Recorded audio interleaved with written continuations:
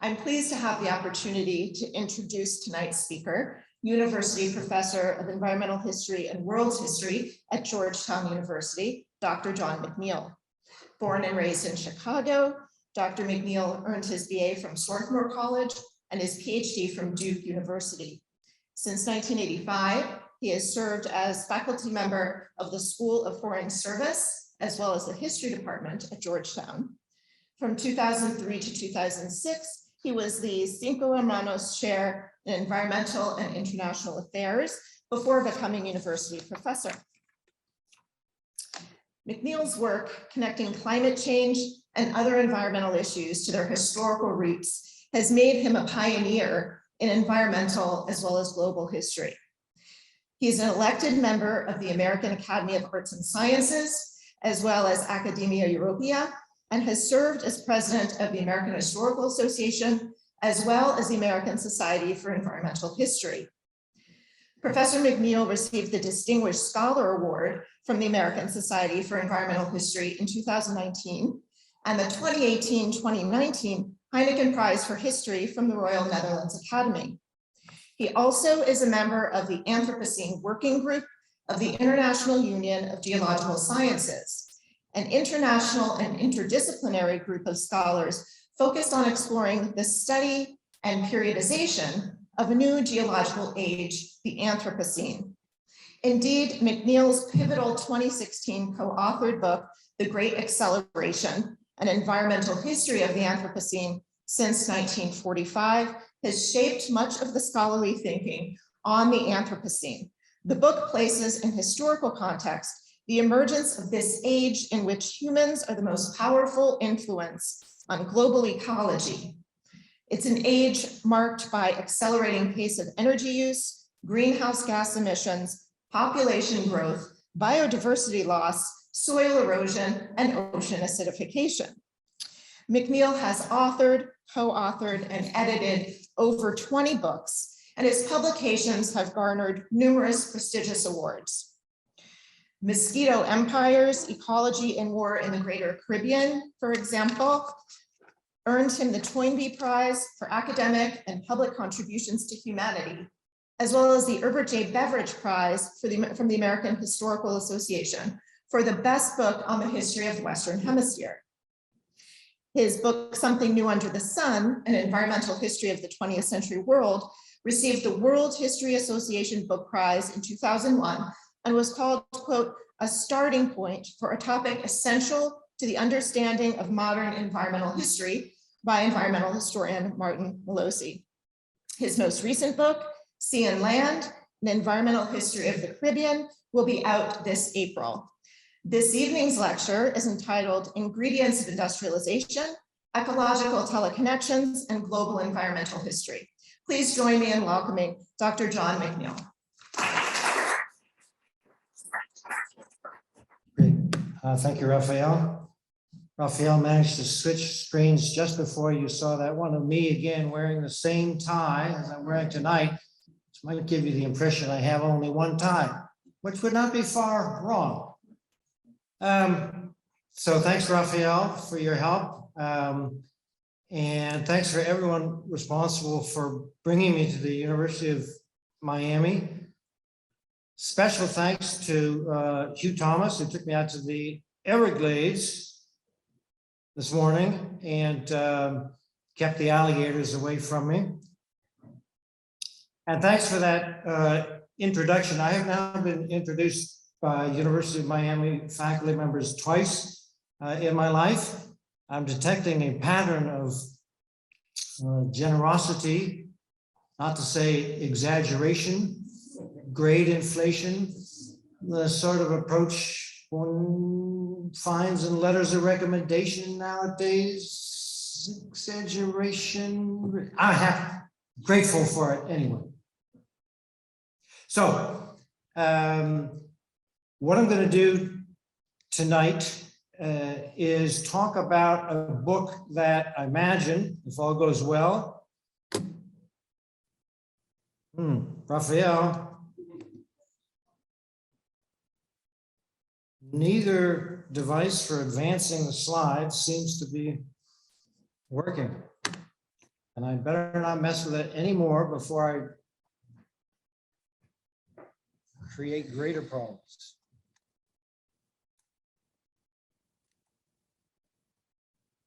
Okay. Okay. Very good. Okay, thanks, Raphael. Again, so I'm going to talk about what I imagine, if all goes well, is going to be my next scholarly book. It's going to be a global environmental history of the Industrial Revolution. And I'm going to talk about what the outline of the book is as I now envision it, what my ambitions are within it, my inspirations for doing it. I'm going to explain a key concept in it, which at the moment I'm calling ecological teleconnections, for want of something better. Many of my closest friends tell me I really need to come up with something better than that. And I'll give you a few examples of what I'm calling ecological teleconnections. And then raise some problems that I've got, on which I would welcome your recommendations. So I am, as I put it here, inviting you into my kitchen to show you how a book gets written. For those of you, like the one high school student in the room who probably haven't written books, this might be enlightening. At any rate, that's the plan. And here's the plan of the book itself as I presently envision it. And I need to stay riveted to the microphone here. I can't walk around the stage because this is a hybrid event. So forgive me if I just stand here like a wading bird in the Everglades. 3 parts to this, and the part I'm really interested in is part 2. That is mainly what I'll be speaking about. Part 1 will concern the effects, the ecological effects of industrialization in the lands of industrialization themselves.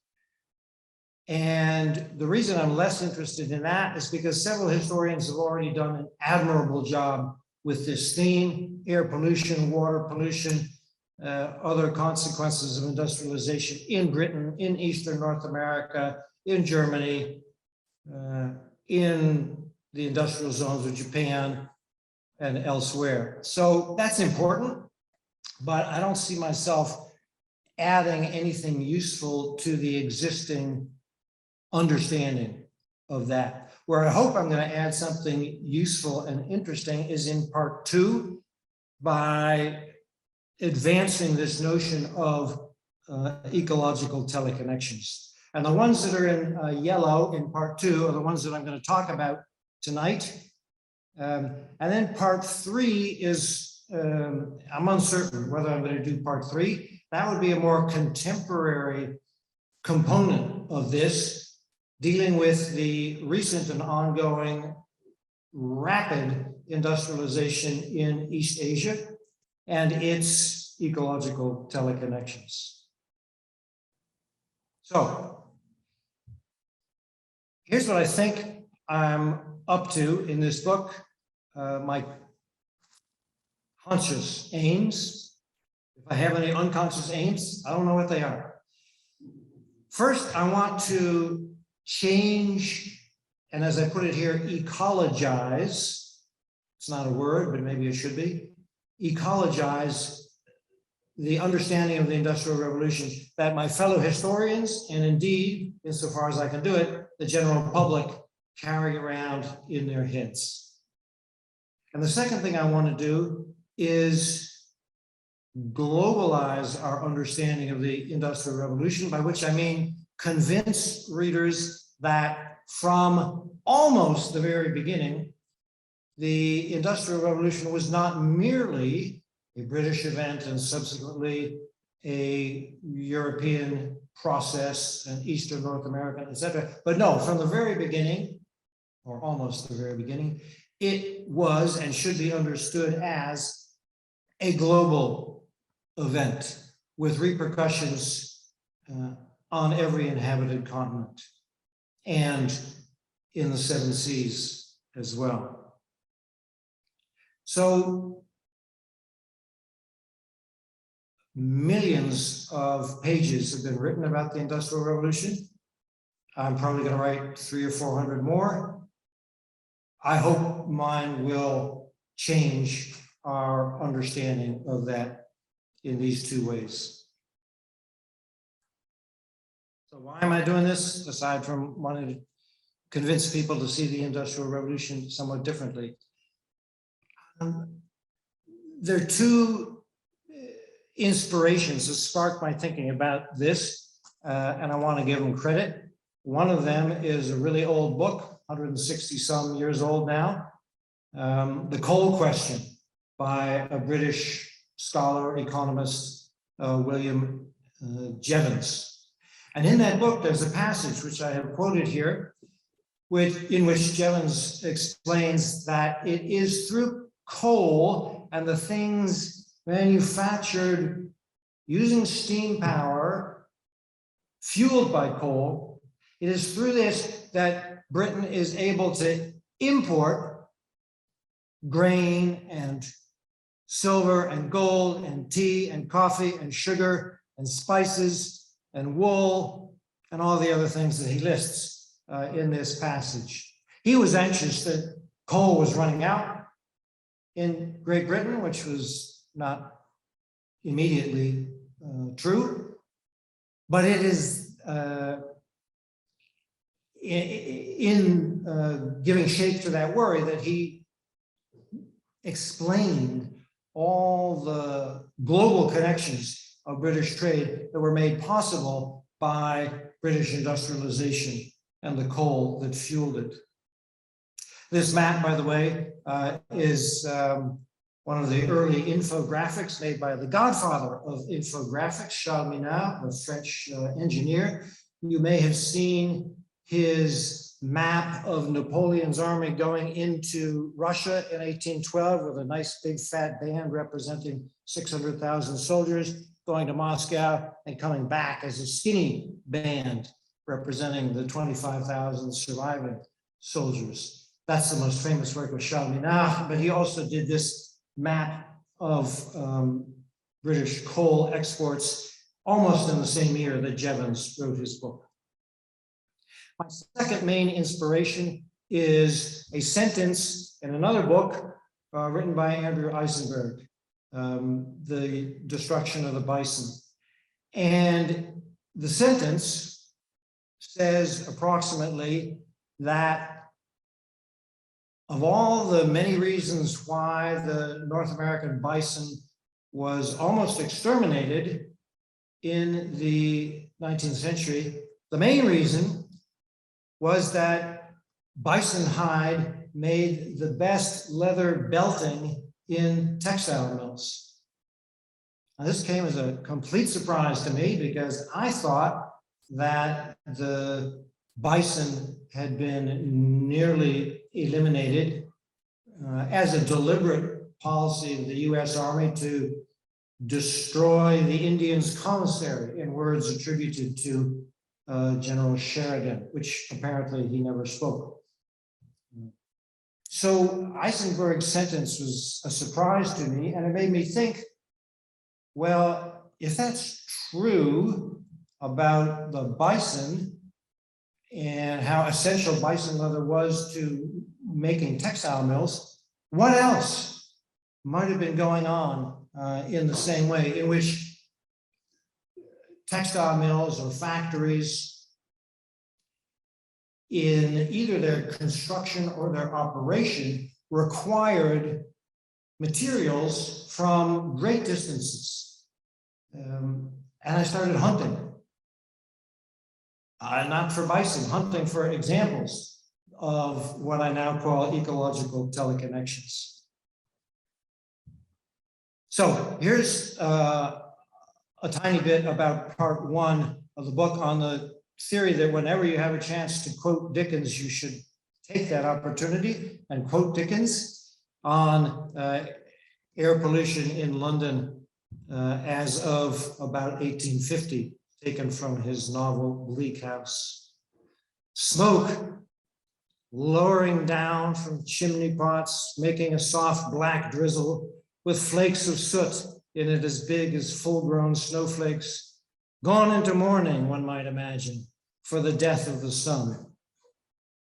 And of course, Impressionist painters had a go at this theme as well, drawing skyscapes over London, emphasizing the effects of air pollution. But this is important. It had an appreciable impact on the mortality rate in industrial cities, London included. But it's not what I really want to talk about. What I want to talk about are the ecological teleconnections made possible by cheap energy in the 19th century, which mainly means coal employed in steam engines and used to revolutionize transport in railroads and steamships. It was cheap energy that made some of these ecological teleconnections possible and made existing ones much larger in scale.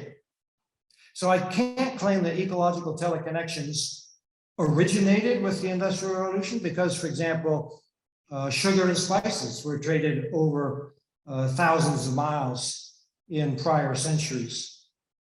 But the scale of these long distance trades, the variety of them increased with cheap energy and with empire in the 19th century. So the ecological teleconnection term, you've probably figured it out already. What I'm using it to mean is shorthand for the consequences over vast distances of a linkage brought into being by industrialization. Teleconnection is a term that's used in atmospheric science, and I'm stealing it, appropriating it, repurposing it here. First example, textile mills and the bison. So cotton mill, for example, whether in Eastern North America or in Britain or in Germany or anywhere, needed a lot of what I'm calling ingredients. That means raw materials, certain kinds of commodities.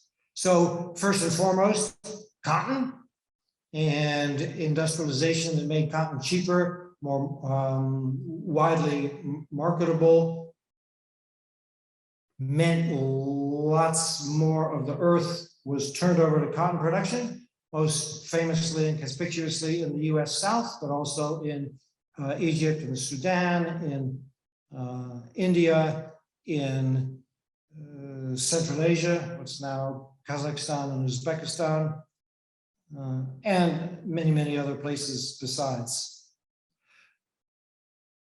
That's pretty familiar.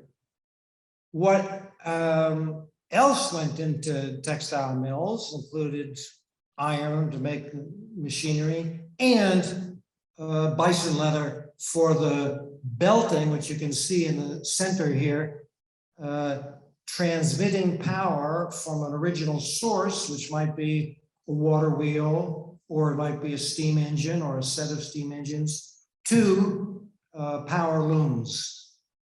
And bison leather had an advantage over cattle leather in that it was a bit less spongy and stretchy, so that it more reliably linked the power source to the power loom.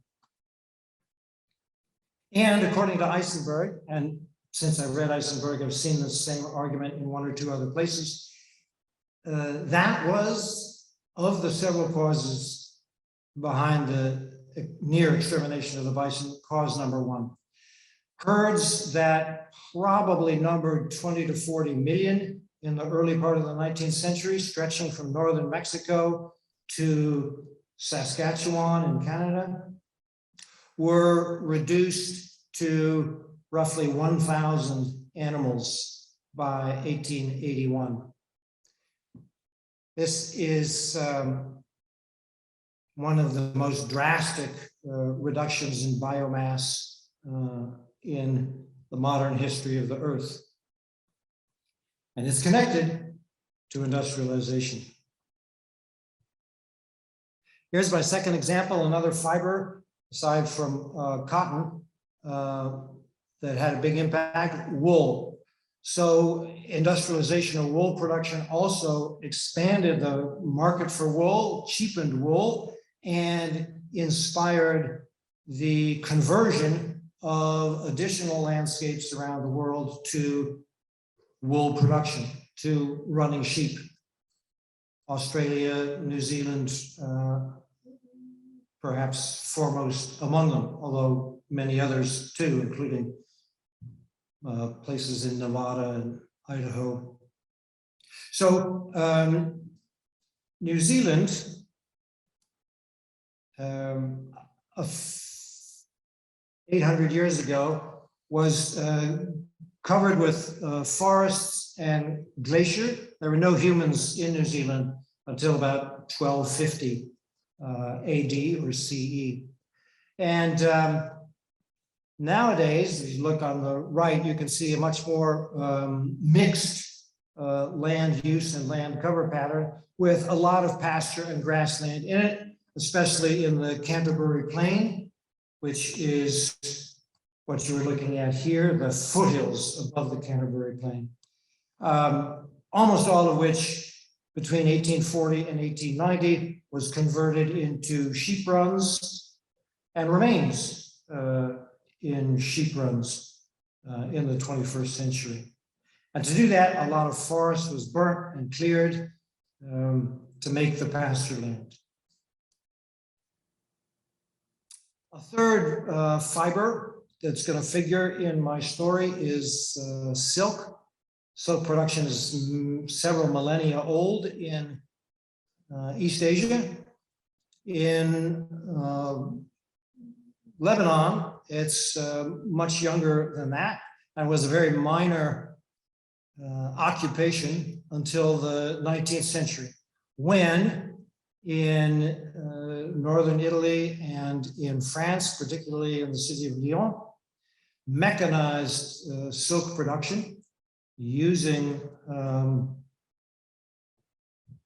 steam engines and coal eventually, replaced hand loom production, made silk a bit cheaper, and inspired the expansion of production of raw silk in many landscapes, including the mountains of Lebanon, especially Mount Lebanon, which you can see here. And you can see a few scenes of the looms in silk production in Lyon in the upper right, and then some scenes of the production of raw silk in Lebanon in the 1890s and the turn of the century. So silk production required mulberry trees, because the silkworm eats mulberry leaves just about exclusively. And this required landscape change in Mount Lebanon to create all the mulberry and silkworm habitat to raise all those silkworms, and then to get the thread, the silk, out of a cocoon, you need to boil the cocoon. In fact, that's what's going on in the picture on the bottom here. And to boil it, you needed fuel. So a lot of the famous cedars of Lebanon, which I have previously read had been destroyed by the ancient Romans, destroyed by the Ottomans in the 19th century in the construction of a railway that went down to Mecca and Medina, the so-called Hejaz Railway. Well, according to work done by a PhD student at my university, actually the biggest source of deforestation in the cedar zones about Lebanon was getting fuel wood to boil cocoons in order to produce silk thread, which would then be exported mainly to Lyon and turned into cloth. And you can see here some relict forests of Lebanon cedar and a patch in the bottom right, patch remaining in the foothills of Mount Lebanon. So another landscape transformation on account of the increased demand for a fiber, the production of which required replacement of forest by something else, whether cotton or sheep or silkworms. So leaving fibers behind for the moment, all the machinery of the Industrial Revolution required lubricants. And in the early decades of industrialization, lubricants came more or less directly from the natural world. Palm oil taken from the Niger River Delta was an important one before it became mainly a food additive, which is what it is now. And the oil, that's really a waxy substance from sperm whales. And I'm going to say a little bit about the sperm whale part of the equation here tonight. So in the upper right, there's a cartoon from 1859, I think, in which the whales are celebrating the first successful hard rock drilling for petroleum in Western Pennsylvania, because as the cartoonist thought, it might reduce the demand for sperm whale oil. And ultimately it did, although it took a couple of decades. Sperm whale oil was very useful in a number of particular industrial applications, precision tools, fine objects like watches and clocks, guns, and it was even used in transmission fluid in the US up until the early 1970s. And a big part of its attraction is that it works great under very high temperatures and very low temperatures, whereas a lot of oils lose their lubricating power with extreme temperatures, but not sperm whale oil. So I've been trying to find out what this sperm whale oil business meant for whale populations. I have a pretty good idea of what happened to the bison, 20 to 40 million reduced to 1,000 within a span of 50 or 60 years. The whales are harder to count, but there are aquatic biologists, students of cetacean populations, whatever they're called, who do this work. And lately they've been guessing that before the big hunt began, there were between 1 and 2 million sperm whales in the oceans. They live in all the oceans except the Arctic Ocean. And that their numbers were reduced by maybe 30% by about 1880 as a result of the demand for sperm whale oil. It's a guess, and some people think it's higher. People who read the log books of New England whalers have discovered that the frequency with which sperm whales were sighted was reduced by 60% between 1830 and 1850. Does that mean the whale populations were reduced by 60%? Or does it mean the whales got smart and were avoiding whalers? Don't really know the answer for that, but the specialists are leaning towards the latter explanation, that the whales are getting smart and that 60% is an exaggeration of the reduction in sperm whale populations. But even if it was only 30%, within a few decades, it's a gigantic change in the biomass of the oceans. And it had some knock-on effects because sperm whales, like bison on the Great Plains, are to some extent a so-called keystone species. They help regulate the environments in which they live. The bison do this by grazing and maintaining grassland, and where there's enough water, the trees might otherwise grow. They prevent the growth of trees. They maintain the prairies, or they did. And the sperm whales help to maintain the oceanic ecosystems in which they live, because they dive deep, thousands of meters below the surface to get squid, which is their main food. And then they come back to the surface. They got to breathe like all whales. And when they, use the polite term, defecate, they fertilize the top few hundred meters of the ocean, which helps to raise the density of plankton and everything that eats the plankton and everything that eats the things that eat the plankton. So the whole food web of the upper oceans is sustained by the behavior of deep diving whales.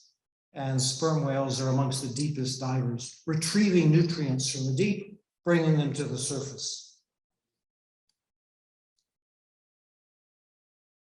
Elephants and ivory. Elephants are also, as I'll say, a keystone species in the savannas of East Africa.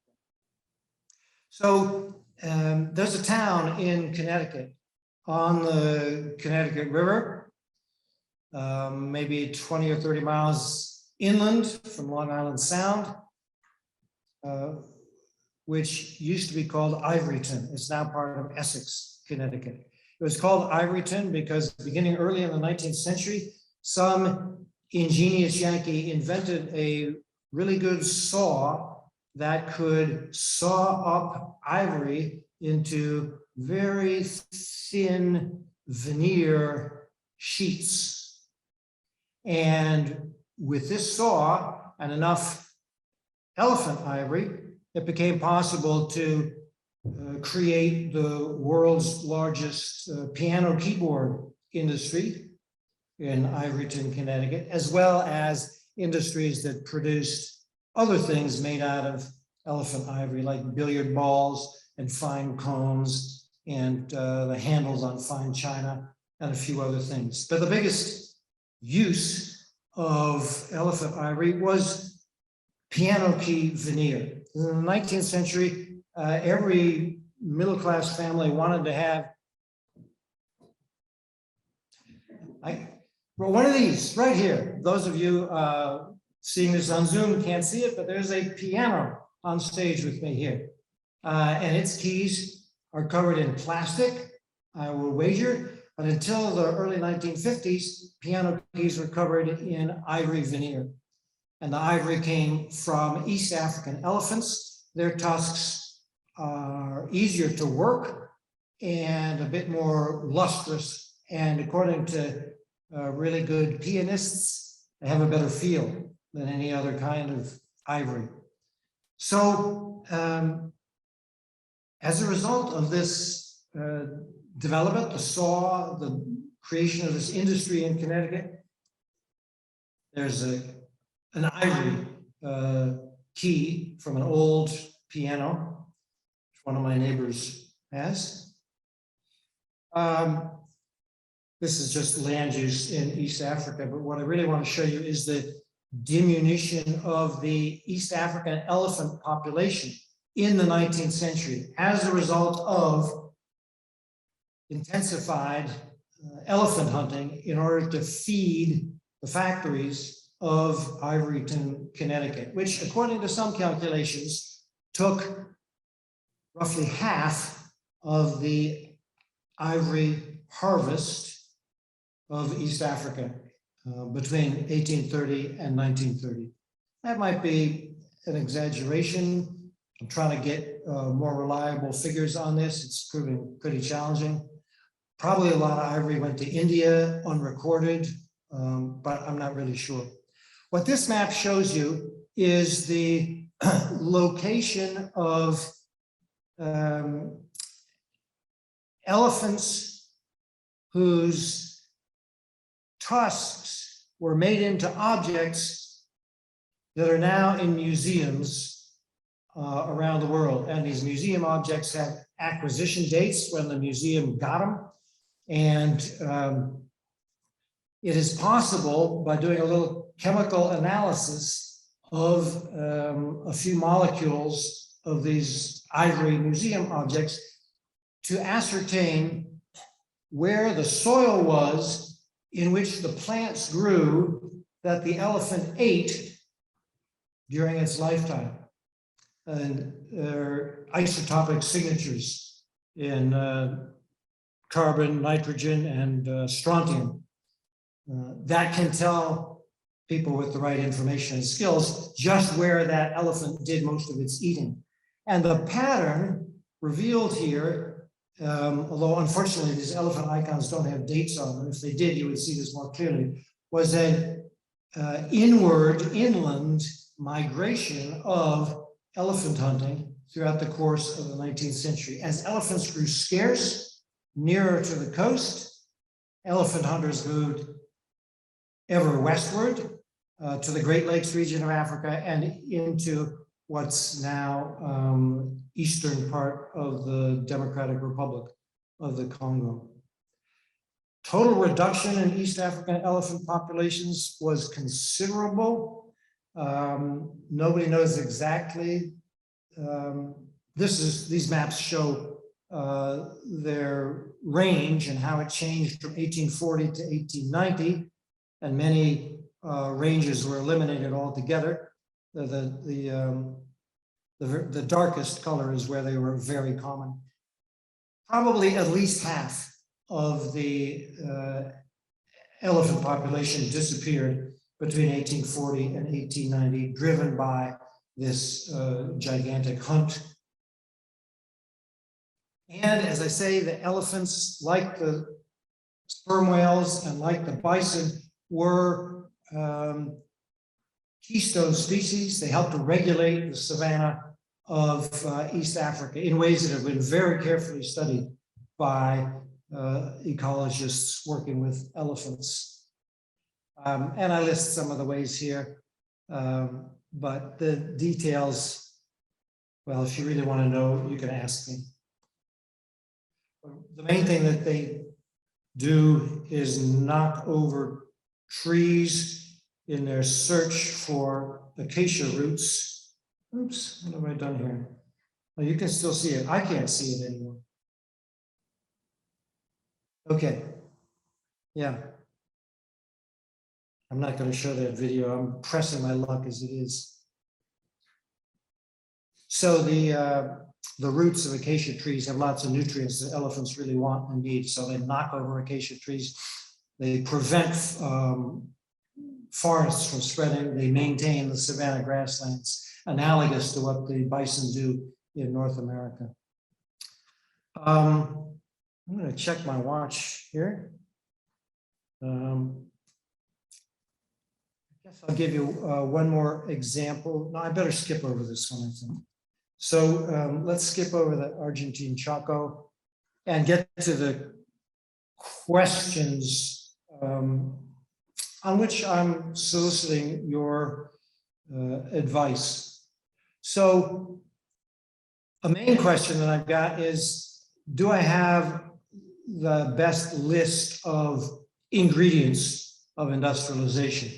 And there are people who tell me I should think about others like rubber, or peanut oil, or jute, gutta percha. I've decided I am going to include gutta percha. That was used to insulate undersea telegraph cables.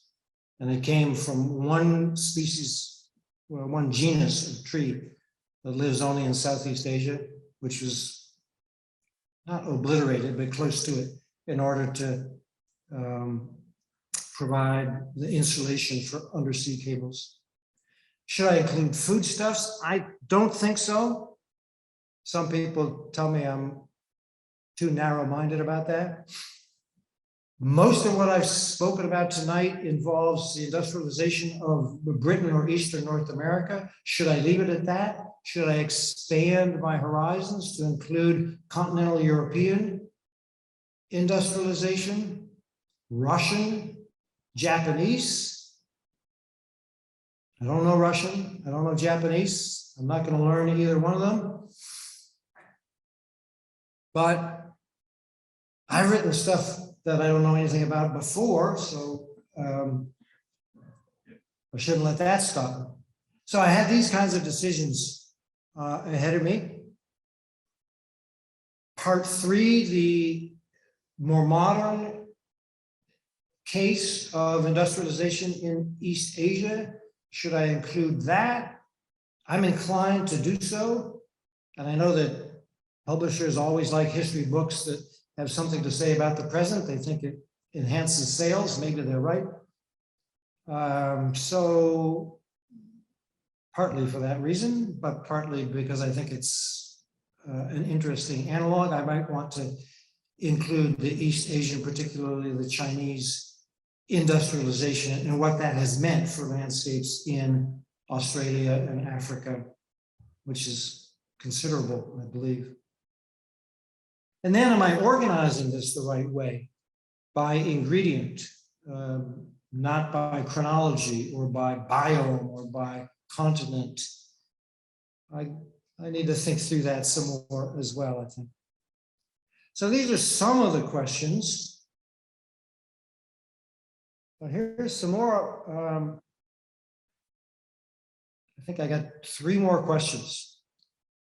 I want to end this in the early 20th century. And the reason I want to do that is because I've already written a global environmental history of the 20th century and a global environmental history of the second half of the 20th century, 2 different books. So I've had my say on the 20th century more than once.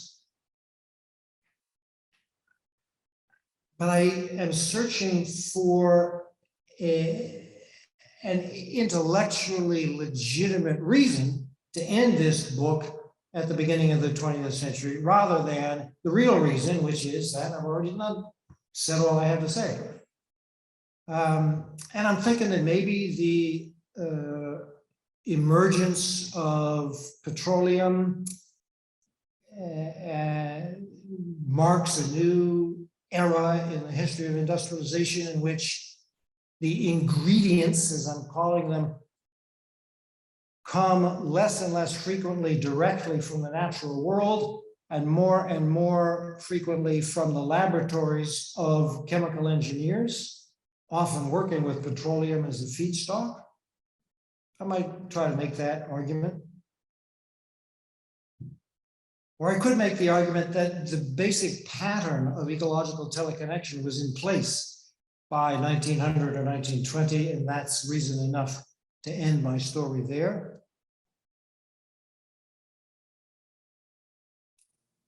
My other 2 questions, these are bigger ones.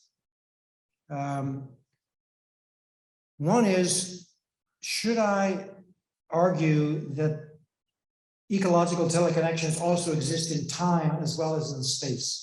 Everything I've said tonight is about connections between, say, New Zealand and British textile mills, but not removed from one another in time, except for the months it takes to move wool from one side of the world to the other. But the concept could be expanded, stretched to include linkages across time as well as across space.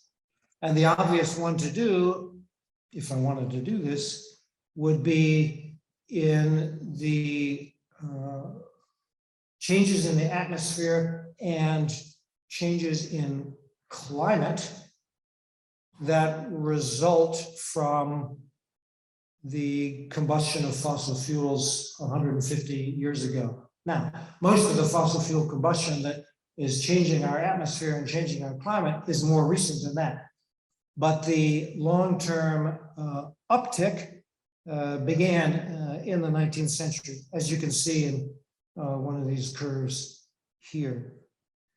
And at the very least, the pattern was put in place whereby in the 21st century, we would get a different atmosphere with half again as much carbon in it as there was in 1850, and a warmer globe, warming more rapidly, probably than at any time in the last 800,000 years, and maybe a good deal longer than that. I'm inclined to do this, although it risks stretching the concept of ecological teleconnection out of shape and making it less clear. At the same time, it might make it more powerful. I haven't fully made up my mind. Last big question is, what do I say about the central preoccupations of my fellow historians when they think about global history of the 19th century? They think about colonialism and capitalism, and my story is interwoven with both of those, but you didn't hear me say anything about either one of them.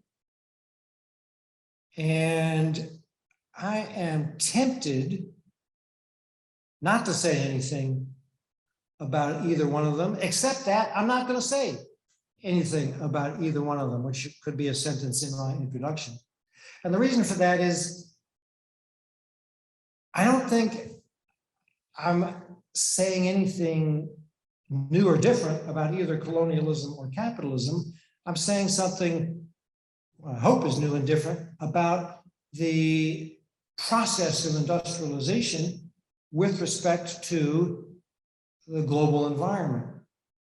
And to the extent that I frame this in terms of colonialism or frame it in terms of capitalism, I would be perhaps doing what my fellow historians think one always should do, but at the same time, I would be diverting attention from what I think is new and different and interesting about what I had to say.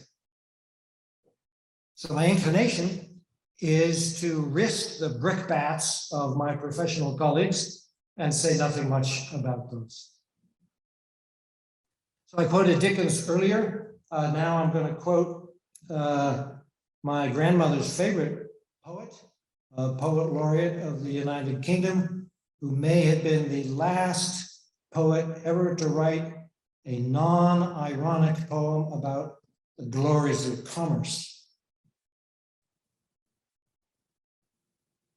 And I'm going to try to give it the intonation that my grandmother would give it. She was born in the lumber camps of British Columbia in 1890, but she memorized reams and reams of Victorian and Edwardian poetry. But just the last stanza. Dirty British coaster with a salt-caked smokestack butting through the channel in the mad March days, with a cargo of time coal, road rails, pig lead, firewood, ironware, and cheap tin trays. So that's what my grandmother would recite from memory all the time. As you can see, I can't manage to commit it to memory. While I obviously have that defect, I think I'm a better economic historian than Macefield, and I would revise the final lines with a cargo of tine coal, whale oil, stains lead, bison hide, kiwi wool, Malay tin trays. That would be more true to the economic facts. It may not scan as well as the original, but that's why I'm not a poet. I prefer historical accuracy to art. So that's it.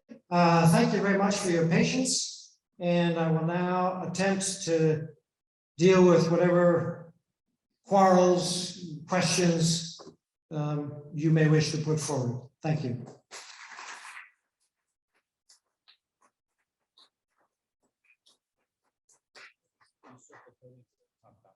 Yeah. So we're going to, I think we have some microphones around, and also for people who are online, you can ask questions via the Q&A. And we have our assistant director, Christina Larson, monitoring them. So we'll switch back and forth a little bit between the two. And as those come, so John, if you could pay attention to Christina as well as looking at other people. And I assume you want to monitor the questions for the live audience, or would you like me to? I think it's best if you do it, because then you are the one who decides whose question gets answered, and I don't offend any of the public here. But you don't live here. So come on back up and I'll monitor. So questions, please. Dominic. Let's use mics so people on Zoom too. Hi, I agree with your friends. I don't understand why you want to use teleconnections.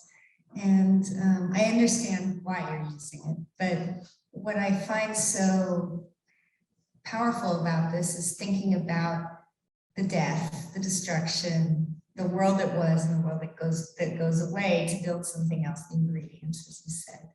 And this word teleconnections is so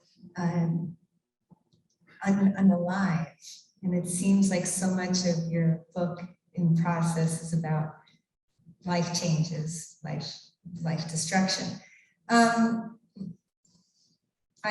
writing a project on the early 20th century, and I'm finding all these like animal love societies and nature societies. And I'm wondering, in our world now is very concerned about the environment, thinking about all this destruction that happened with the Industrial Revolution.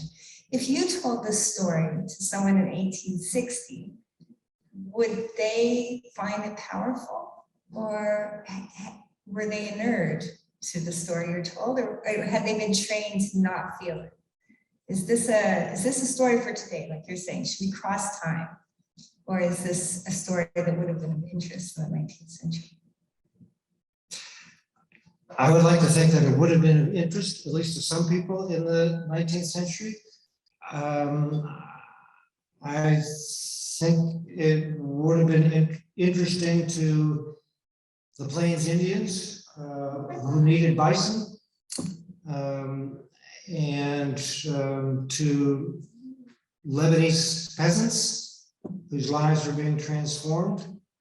They may not have understood the processes in the terms that I am laying out. They might have objected to the term of teleconnection as well as too bloodless. They might have accused me of a lack of poetic sensibilities, which, as you already know, is a justifiable complaint. And if I had a better term than ecological teleconnections, I would not hesitate to retire that in favor of something new and better. So I'm open to suggestion. Please help me out if you can. But back to your closing question, it may well be that to Jevons, these transformations around the world were of no concern, because he was more concerned with what was close to home. And in much of Britain, that might have been true as well, not merely of Jevons. Why should they care what happens to forests in Argentina or New Zealand? But to people in Argentina and New Zealand, I think these stories would have mattered and did matter, although they probably understood them in very different terms. Would they have been interested in Dickens? Because we see all the connections and we feel this is the world we're continuing. So this story is so relevant to us because, as you said, I don't know if you need the last section, but if you do the last section, it is the power of the project as well. In the 19th century, was there that sense of power of it all coming, the whole world being ingredients for destruction?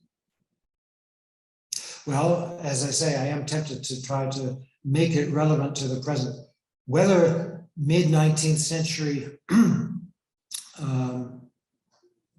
workers on New Zealand sheep stations or on whale boats or ivory hunters, whether they would have cared about air quality in London, I think it's unlikely.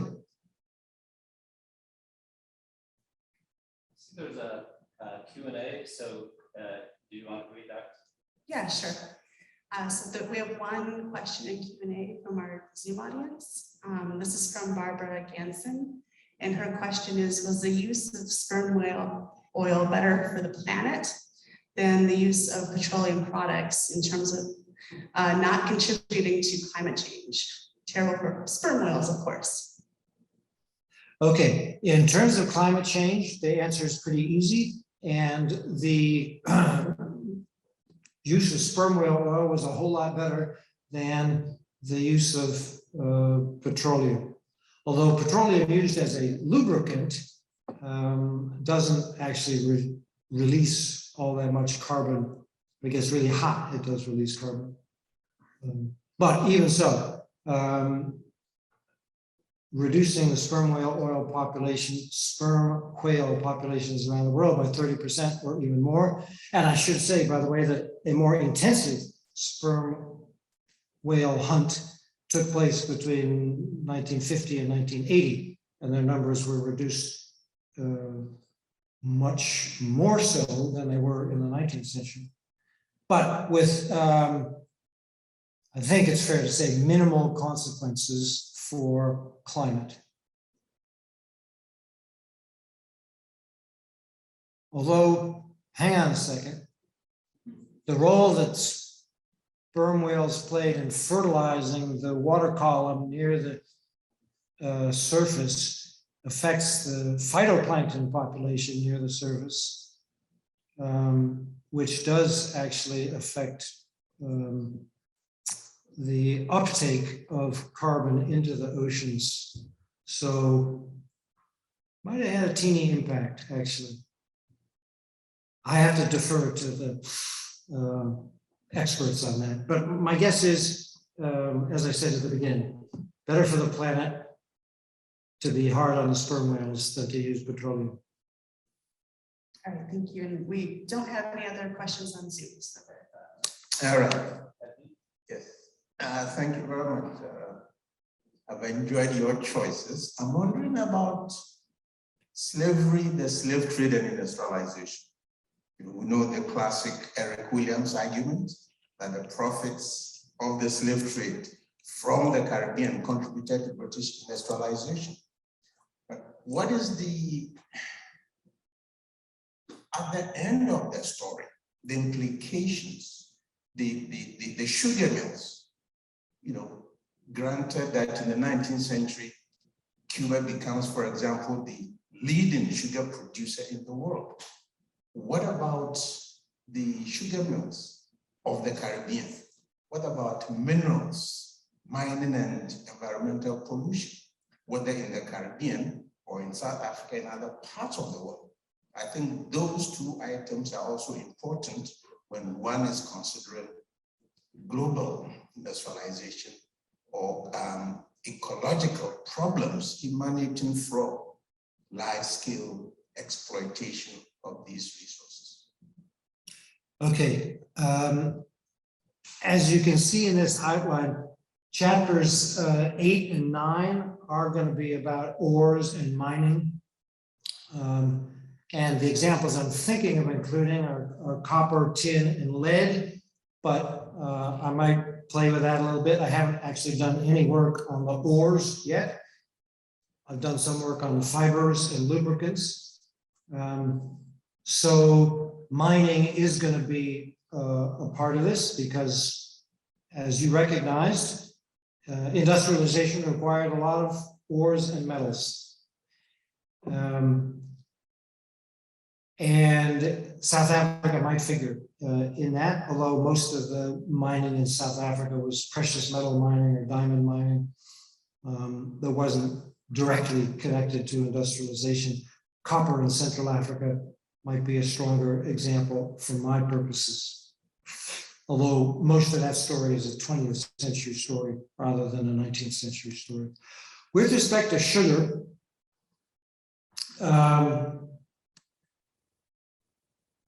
there are questions. Let's see.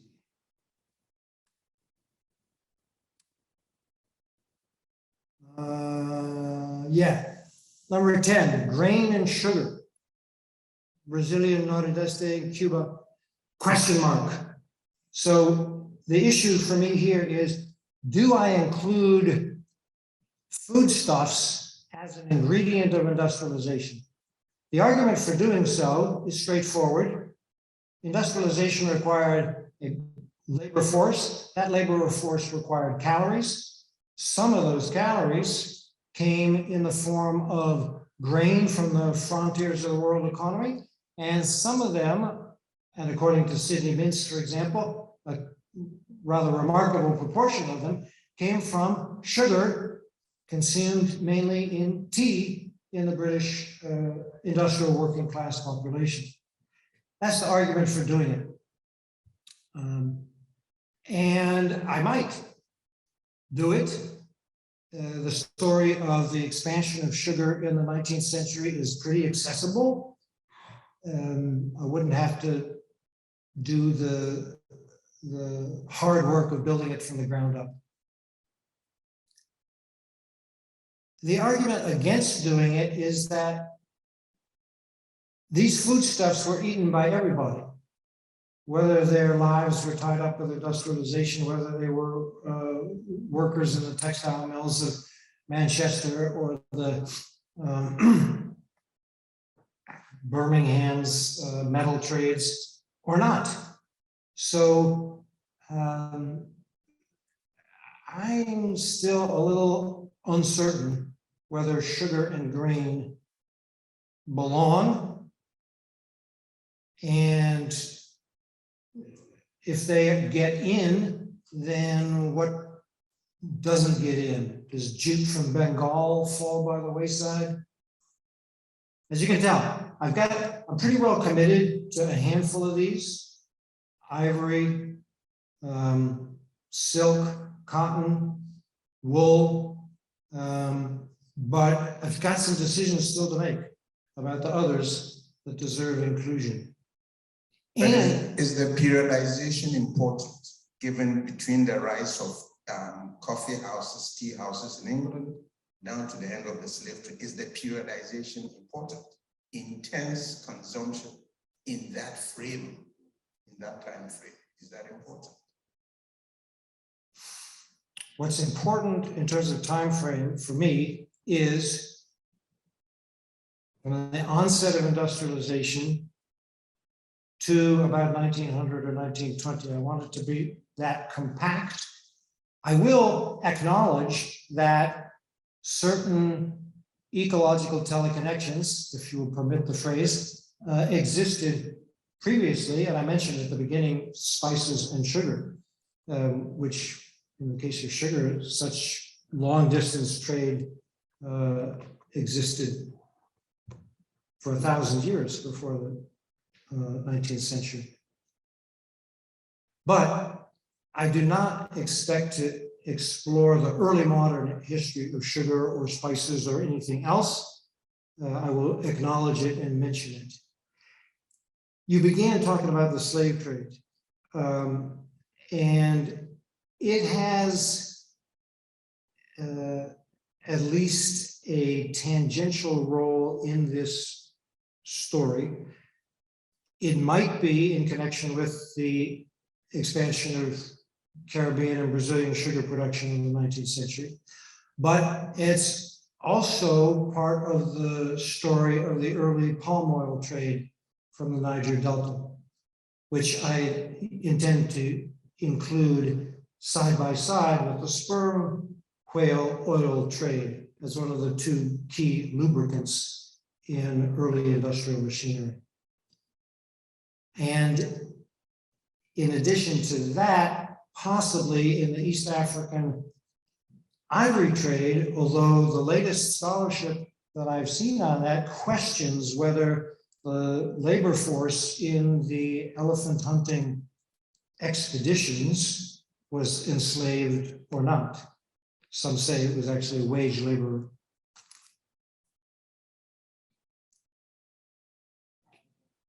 Michael. I found your talk on one hand very familiar because although I haven't worked in environmental history, I've done a lot of work on global connections.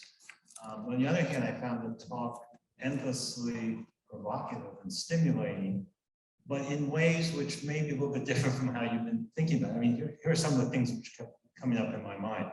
You talked about the extermination of bison, and like you, I had the older conceptions to what produced it. But here's a history of coincidence. There were plenty of cows being already slaughtered for food and other purposes, which provide leather. But it just turned out that the bison leather happened to be superior for the use of belts in industrial trade. So it didn't have to happen, but it did as a kind of extraordinary coincidence. Or a second thought goes back to the discussion about the incredible ways in which people have been able to figure out from remnants in museums exactly where that particular ivory came from and what plant it was being produced by.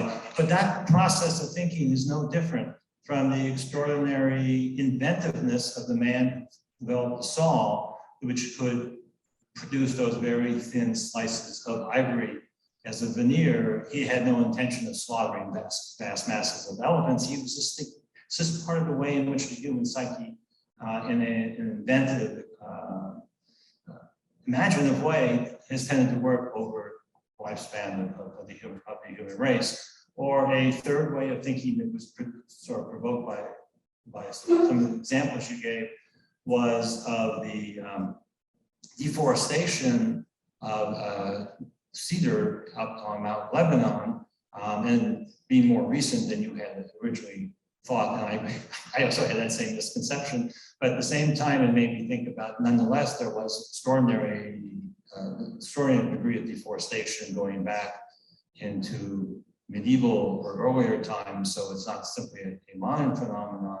Or it also then led back to the elephants who may have been decimated for the ivory, but in Southeast Asia have been sort of had a very interesting relationship with the humans who take care of them and who use them then to cut them for taking down teak trees and moving the lumber to the waterways by which it can be floated down where it can be used for ships as well.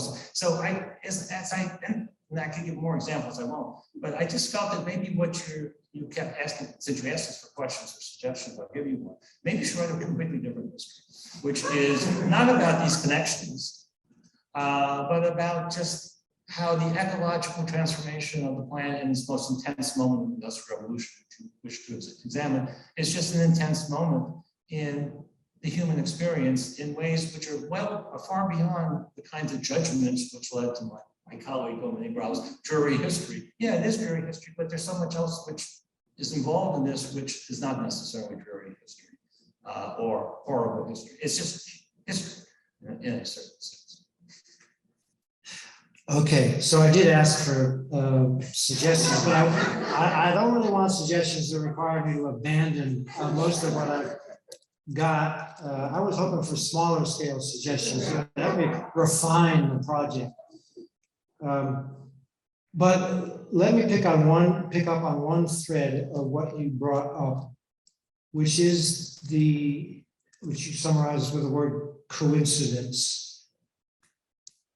Among my weaknesses as a historian, not only my lack of poetic sensibilities, but I love stories of improbable contingencies and coincidences. Like the gutta percha story. Some engineer in the Siemens company in Germany figured out that the resin from this tree was the best possible way to coat undersea telegraph cables. And that had huge consequences for forests in Southeast Asia. I'm a sucker for these kinds of improbable contingencies where a little circumstance or change somewhere produces big consequences somewhere else. And that's what this book is mainly about. An intensification of that phenomenon, which I say, again, is not absolutely new in the 19th century, but it was radically intensified. And that's what I hope I'm drawing attention to.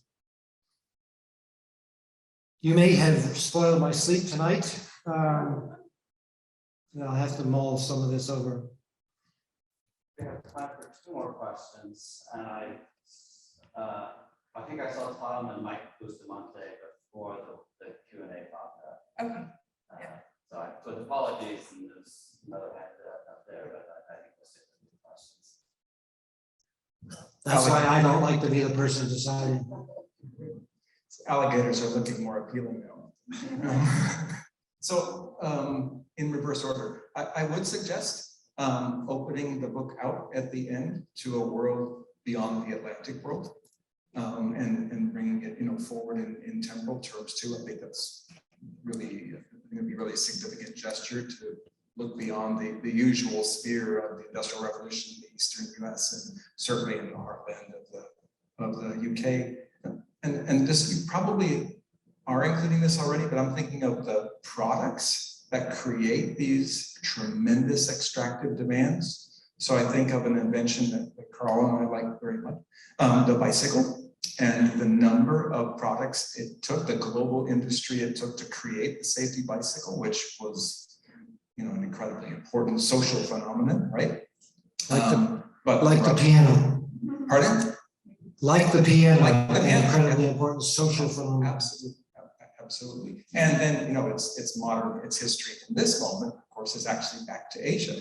You can't get bicycle products right now anywhere because you can't get them, right? They're not being manufactured or transported. But, what does it take to produce that one quite simple machine of steel and rubber and all of those things? And then to your term, I think just the term ecologies might do instead of ecological teleconnections, because ecology is the study of relations, and it's very provocative to use that word because people think, oh, it's going to be about environmental concerns. It is, but maybe not in the way you think, because not all relationships are productive, even among organisms. Right? So instead of ecological teleconnections of the Industrial Revolution, it becomes ecologies of the Industrial Revolution.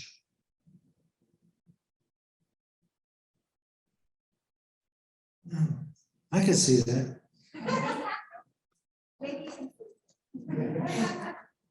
Would that pass muster with you?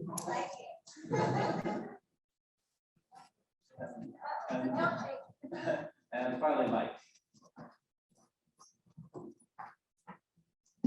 I enjoyed the talk, far be it for me to end the Q&A, but I'll try to offer a small suggestion rather than a book redefining one, right?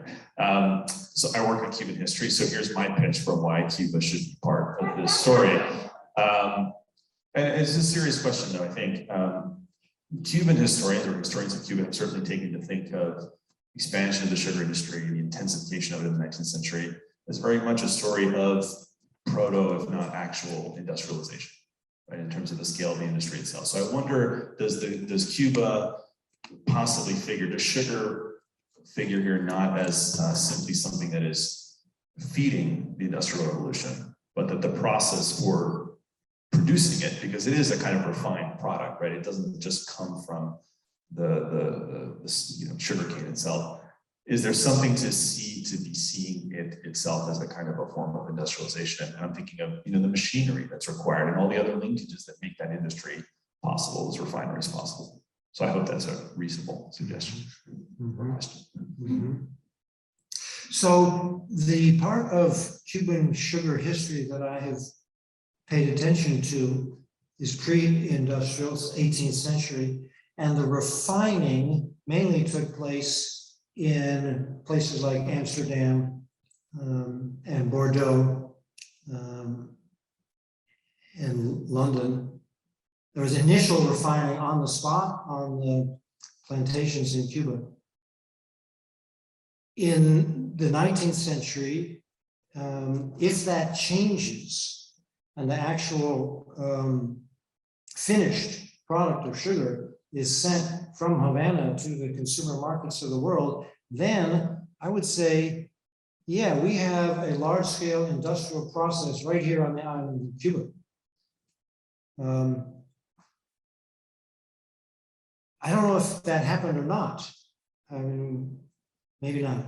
So if not, then I'd have to make the case that the actual growing, harvesting, initial refining and transporting had been industrialized. And the fact that the first railroad in the Spanish-speaking world was on Cuba and built in order to get the crop to ports would help support that notion.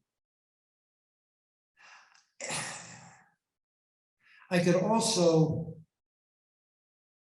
maybe modify my fixation upon place and think of the sugar trade as having multiple locales simultaneously. Cuba and the Domino Sugar Factory in Baltimore at the same time, operating in a systemic way, even if they were 1,000 miles apart or whatever they are. Yeah, the refining, I think, is still mostly taking place off of the final stage, but certainly in the Cuban historiography, I don't know, there's a sense of just even the scale of that first process being sort of industrial, or at least industrial from the point of view of those who are living there. Now, that may not match a different definition of industrialization, but yeah, certainly Cuban boosters of the sugar industry, we're talking about it as such, right? So I don't know, I think it's an interesting angle into a not sort of European end stage for where industrialization per se, or the final product, takes place or is created. And of course, there were at least pockets of industrialization here, there, and everywhere in the 19th century. Okay, so Christina, if you could give an apology to the person online, I'll give an apology to. Oh, no, I already did. Okay, great, thanks. And I'll give an apology to anybody else who had questions, but I'd like to give a last hand to our speaker.